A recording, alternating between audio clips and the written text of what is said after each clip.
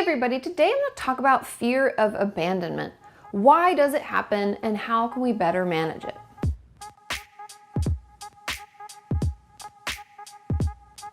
And like I've been saying, I'm wanting to get into the habit of defining things before we talk about them. So let's define abandonment.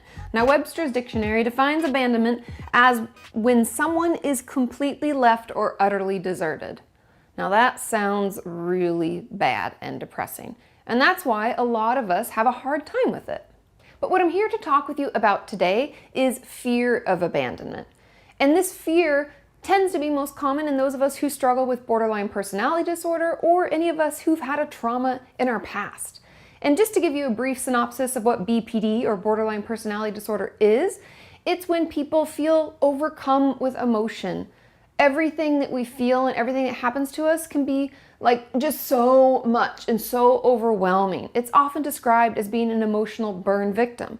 And so you can see why people who struggle with that would have such a fear of abandonment, because the thought of even losing someone and being deserted is simply overwhelming.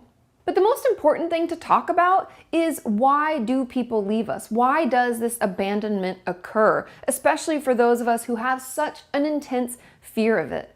And the first reason is manipulation. And I don't say that to be hurtful. I say that because we have this irrational fear, right? We always worry that someone's going to leave us, and that is terrifying and overwhelming. And therefore, we will create scenarios where people are needed and we're trying to make them stay with us, right? So we may act like we can't really take care of ourselves even though we can, because then they're needed and we need them and they won't leave us and it'll be all wonderful and happy. But people can get burnt out, especially if we always are acting like we're in crisis. That's something a lot of my patients have struggled with and lost friends or family members as a result. And it's because people just can't manage all of that drama and crisis all the time. They get overwhelmed, especially if what we've reported to them isn't the same when they show up. Like, let's say we reported and said that, oh my God, I think there's a fire in a house next to me and I'm afraid it's gonna come to my apartment, and they get there and it's just like nothing, like they're having a fire in their backyard and it's completely contained. People can get really angry and upset. And because we're trying so hard to keep them, it almost is like sabotaging our efforts because it's just too much. The second reason I believe abandonment occurs is due to volatility.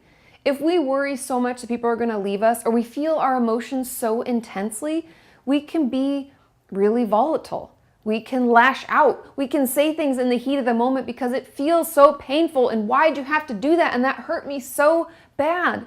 And all that that's swirling in us can come out like in just nasty things to people that we love, and truly things we don't mean. But as we know, once we've said things and done things, we can't take them back.